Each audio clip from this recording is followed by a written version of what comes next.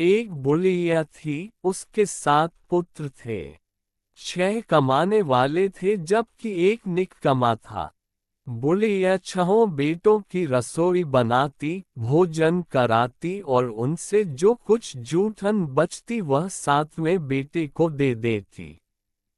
एक दिन वह पत्नी से बोला, देखो मेरी माँ को मुझ पर कितना प्रेम है।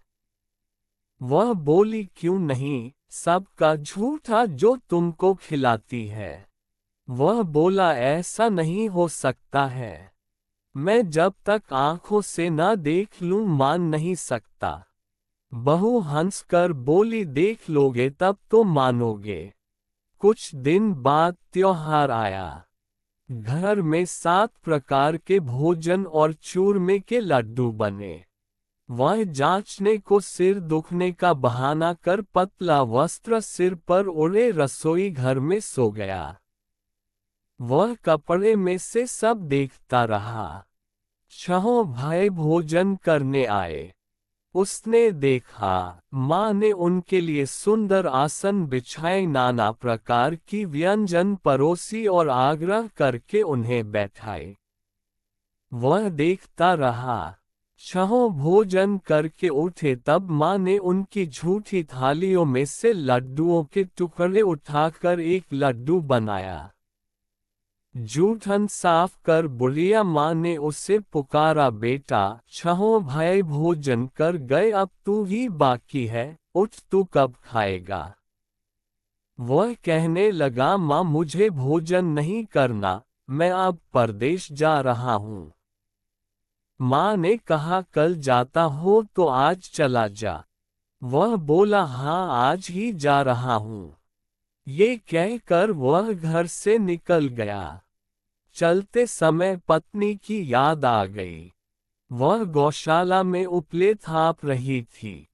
वहां जाकर बोला, हम जावे परदेश आवेंगे कुछ काल। तुम रहियो संतोष से धर्म आपनो पाल। वह बोली, जाओ पिया आनंद से हमारो सोच हटाया। राम भरोसे हम रहे ईश्वर तुम्हें सहाय। 2 निशानी आपन देख धरूं में धीर। सुधी मति हमारी बिसारियो रखियो मन गंभीर। वह बोला, मेरे पास तो कुछ नहीं, यह अंगूठी है सो ले और अपनी कुछ निशानी मुझे दे। वह बोली, मेरे पास क्या है, ये गोबर भरा हाथ है। ये कहकर उसकी पीठ पर गोबर के हाथ की थाप मार दी। वह चल दिया। चलते चलते दूर देश पहुंचा। वहां एक साहूकार की दुकान थी। वहां जाकर कहने लगा, भाई मुझे नौकरी पर रख लो। साहूकार को जरूरत थी, बोला रह जा। लड़के ने पूछा, तनख्वाह क्या दोगे। साहूकार ने कहा, काम देखकर दाम मिलेंगे। साहूकार की नौकरी मिली। वह सुबह 7 बजे से 10 बजे तक नौकरी बजाने लगा। कुछ दिनों में दुकान का सारा लेन देन, हिसाब किताब, ग्राहकों को माल बेचना सारा काम करने लगा। साहूकार के 7-8 नौकर थे, वे सब चख कर खाने लगे, ये तो बहुत होशियार बन गया। सेठ ने भी काम देखा और 3 महीने में ही उससे आधे मुनाफे का हिस्सेदार बना लिया। वह कुछ वर्ष में ही नामी सेठ बन गया और मालिक सारा कारोबार उस पर छोड़कर चला गया। इधर उसकी पत्नी को सास ससुर दुख देने लगे, सारी गृहस्थी का काम करा के उसे लकड़ी लेने जंगल में भेजते। इस बीच घर के आटे से जो भूसी निकलती उसकी रोटी बनाकर रख दी जाती और फूटे नारियल की नारेली में पानी। एक दिन वह लकड़ी लेने जा रही थी। रास्ते में बहुत सी स्त्रियां संतोषी माता का व्रत करती दिखाई दी। वह वहां खड़ी होकर कथा सुनने लगी और पूछा, बहनों तुम किस देवता का व्रत करती हो और उसके करने से क्या फल मिलता है। यदि तुम इस व्रत का विधान मुझे समझा कर कहोगे तो मैं तुम्हारा बड़ा एहसान मानूंगी। तब उनमें से एक स्त्री बोली, सुनो, ये संतोषी माता का व्रत है। इसके करने से निर्धनता, दरिद्रता का नाश होता है और जो कुछ मन में कामना हो, सब संतोषी माता की कृपा से पूरी होती है। तब उसने उससे व्रत की विधि पूछी। वह भक्तिनी स्त्री बोली, 1.25 आने का गुड़ चना लेना, इच्छा हो तो 5.25 आने का लेना या 1.25 का भी सहूलियत के अनुसार लाना। बिना परेशानी और श्रद्धा व प्रेम से जितना भी बन पड़े सवाया लेना। प्रत्येक शुक्रवार को निराहार रहकर कथा सुनना, इसके बीच क्रम टूटे नहीं, लगातार नियम पालन करना। सुनने वाला कोई न मिले तो घी का दीपक जला उसके आगे या जल के पात्र को सामने रखकर कथा कहना। जब तक कार्य सिद्ध न हो नियम का पालन करना और कार्य सिद्ध हो जाने पर व्रत का उद्यापन करना। 3 मास में माता फल पूरा करती है। यदि किसी के ग्रह खोटे भी हों, तो भी माता वर्ष भर में कार्य सिद्ध करती है। फल सिद्ध होने पर उद्यापन करना चाहिए, बीच में नहीं। उद्यापन में 2.5 सेर आटे का खाजा तथा इसी अनुपात से खीर तथा चने का साग करना। 8 लड़कों को भोजन कराना, जहाँ तक मिले देवर जेठ भाई बंधु के हों, ना मिले तो रिश्तेदारों और पास पड़ोसियों को बुलाना। उन्हें भोजन करा यथाशक्ति दक्षिणा दे माता का नियम पूरा करना। उस दिन घर में खटाई न खाना। ये सुन बुढ़िया के लड़के की बहू चल दी। रास्ते में लकड़ी के बोझ को बेच दिया और उन पैसों से गुड़ चना ले माता के व्रत की तैयारी कर आगे चली और सामने मंदिर देखकर पूछने लगी, यह मंदिर किसका है?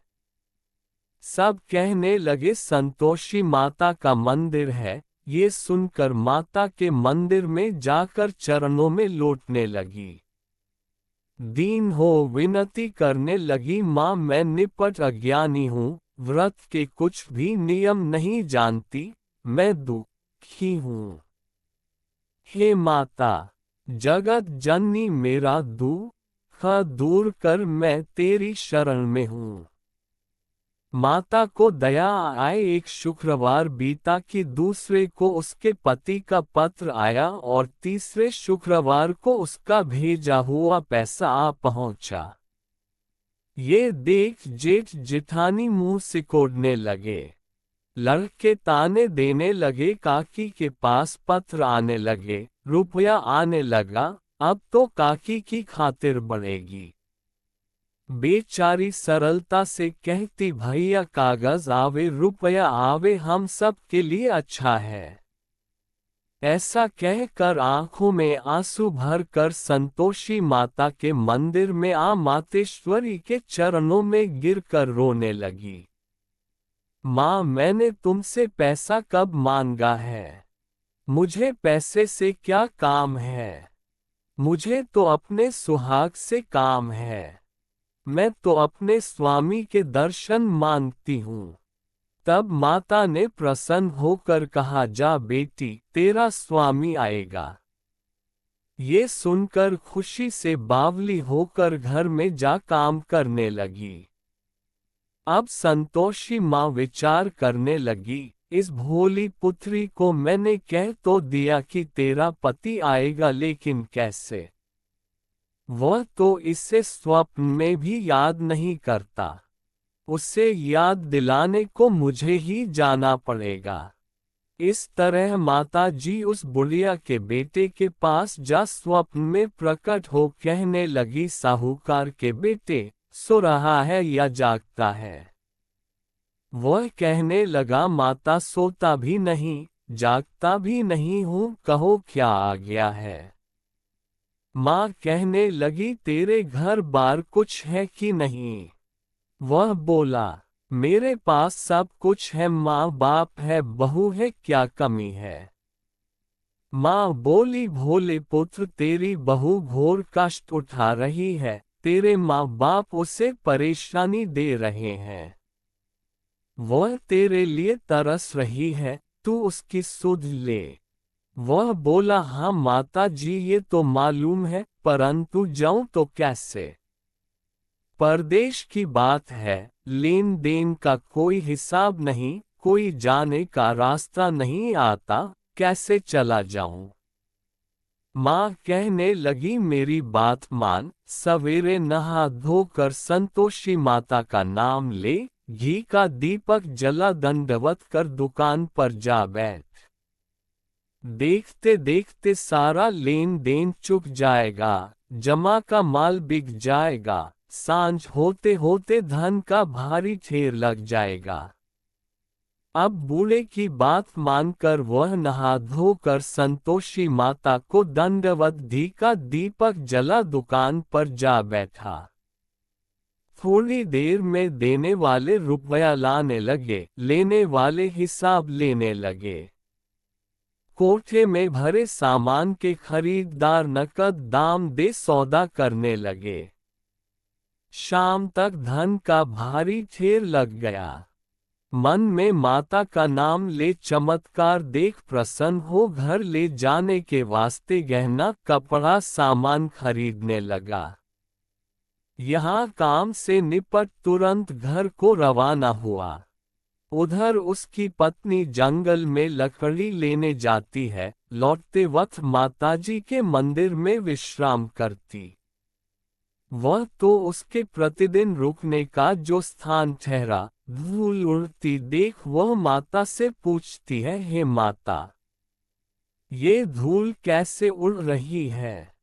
माता कहती है, हे पुत्री, तेरा पति आ रहा है। अब तू ऐसा कर, लकड़ियों के 3 बोझ बना ले, एक नदी के किनारे रख और दूसरा मेरे मंदिर पर व तीसरा अपने सिर पर।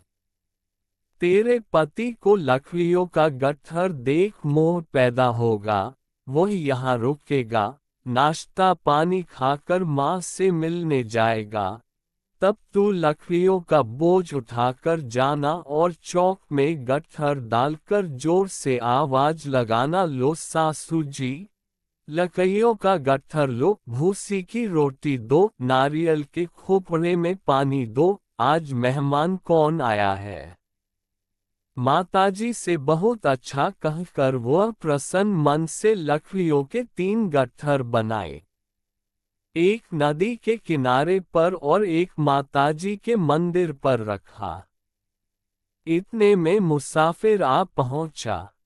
सूखी लकड़ी देख उसकी इच्छा उत्पन्न हुई कि हम यहीं पर विश्राम करें और भोजन बनाकर खा पीकर गांव जाएं। इसी तरह रुककर भोजन बना, विश्राम करके गांव को गया। सबसे प्रेम से मिला। उसी समय सिर पर लकड़ी का गट्ठर लिए वह उतावली सी आती है। लकड़ियों का भारी बोझ आंगन में डालकर जोर से 3 आवाज देती है, लो सासू जी, लकड़ियों का गट्ठर लो, भूसी की रोटी दो। आज मेहमान कौन आया है? ये सुनकर उसकी सास बाहर आकर अपने दिए हुए कष्टों को भुलाने हेतु कहती है, बहू ऐसा क्यों कहती है? तेरा मालिक ही तो आया है। आ बैठ, मीठा भात खा, भोजन कर, कपड़े गहने पहन। उसकी आवाज सुन उसका पति बाहर आता है। अंगूठी देख व्याकुल हो जाता है। माँ से पूछता है, माँ ये कौन है? माँ बोली, बेटा ये तेरी बहू है। जब से तू गया है तब से सारे गांव में भटकती फिरती है। घर का काम काज कुछ करती नहीं, 4 पहर आकर खा जाती है। वह बोला, ठीक है माँ, मैंने इससे भी देखा और तुम्हें भी, अब दूसरे घर की ताली दो, उसमें रहूंगा। माँ बोली ठीक है, जैसी तेरी मर्जी। तब वह दूसरे मकान की तीसरी मंजिल का कमरा खोल सारा सामान जमाया। एक दिन में राजा के महल जैसा ठाट बाट बन गया। अब क्या था, बहू सुख भोगने लगी। इतने में शुक्रवार आया। उसने पति से कहा, मुझे संतोषी माता के व्रत का उद्यापन करना है। पति बोला, खुशी से कर लो। वह उद्यापन की तैयारी करने लगी। जिठानी के लड़कों को भोजन के लिए कहने गई। उन्होंने मंजूर किया, परंतु पीछे से जिठानी ने अपने बच्चों को सिखाया, देखो भोजन के समय खटाई मांगना, जिससे उसका उद्यापन पूरा न हो। लड़के जीतने आए खीर खाना पेट भर खाया, परंतु बाद में खाते ही कहने लगे, हमें खटाई दो, खीर खाना हमको नहीं भाता, देखकर अरुचि होती है। वह कहने लगी, भाई खटाई किसी को नहीं दी जाएगी, ये तो संतोषी माता का प्रसाद है। लड़के उठ खड़े हुए, बोले पैसा लाओ। भोली बहू कुछ जानती नहीं थी, उन्हें पैसे दे दिए। लड़के उसी समय हट करके इमली खटाई ले खाने लगे। ये देखकर बहू पर माताजी ने कोप किया। राजा के दूत उसके पति को पकड़ कर ले गए। जेठ जेठानी मन माने वचन कहने लगे, लूट लूट कर धन इकट्ठा कर लाया है, अब सब मालूम पड़ जाएगा जब जेल की मार खाएगा। बहू से यह सहन नहीं हुए। रोती हुई माताजी के मंदिर गई, कहने लगी, हे माता, तुमने क्या किया? हंसाकर अब भक्तों को रुलाने लगी। माता बोली, बेटी तूने उद्यापन करके मेरा व्रत भंग किया है। वह कहने लगी, माता मैंने कुछ अपराध किया है, मैंने तो भूल से लड़कों को पैसे दे दिए थे, मुझे क्षमा करो। मैं फिर तुम्हारा उद्यापन करूंगी। माँ बोली, अब भूल मत करना। वह कहती है, अब भूल नहीं होगी, अब बतलाओ वे कैसे आवेंगे। माँ बोली, जा पुत्री, तेरा पति तुझे रास्ते में आता मिलेगा। वह निकली, राह में पति आता मिला। वह पूछी, कहाँ गए थे? वह कहने लगा, इतना धन जो कमाया है उसका टैक्स राजा ने मांगा था, वह भरने गया था। वह प्रसन्न हो बोली, भला हुआ, अब घर को चलो। कुछ दिन बाद फिर शुक्रवार आया। वह बोली, मुझे फिर माता का उद्यापन करना है।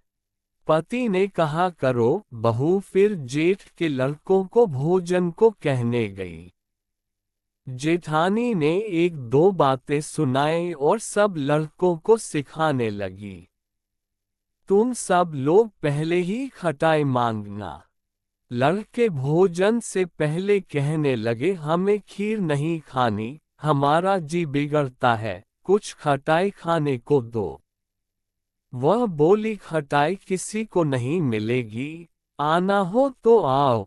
वह ब्राह्मण के लड़के लाकर भोजन कराने लगी, यथाशक्ति दक्षिणा की जगह एक एक फल उन्हें दिया। संतोषी माता प्रसन्न हुई। माता की कृपा होते ही नवमें मास में उसके चंद्रमा के समान सुंदर पुत्र प्राप्त हुआ।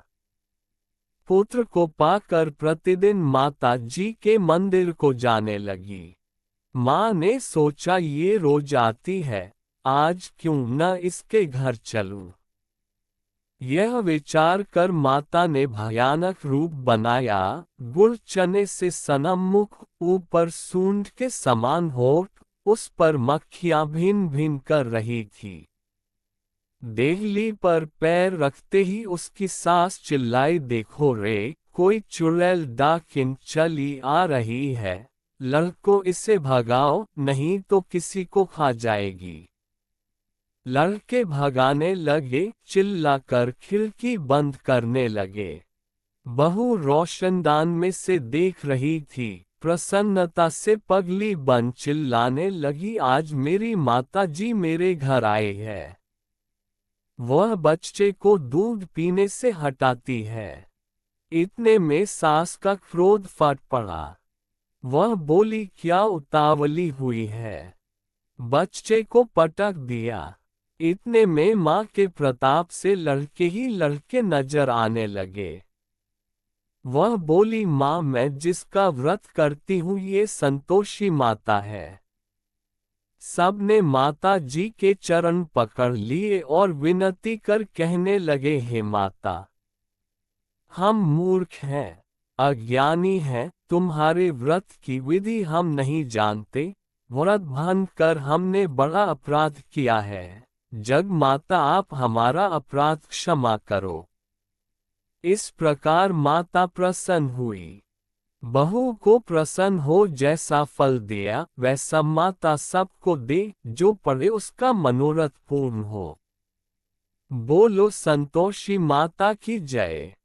दोस्तों मेरा चैनल जरूर सब्सक्राइब करें, माता की कृपा आप पर बनी रहेगी।